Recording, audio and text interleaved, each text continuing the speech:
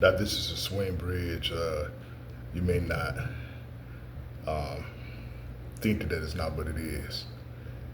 Norfolk Pacific Railroad swing bridge crosses the Snohomish River, located in Snohomish, Washington. And look at the detail of this bridge. Now this bridge is a center bearing. You may not look, you may not see it, but this is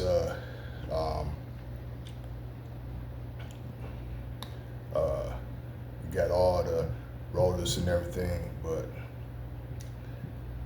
let's see, and then you got the trusses. And so I believe this bridge is in fixed position. It used to swing for ships and boats, but now it's in a fixed position.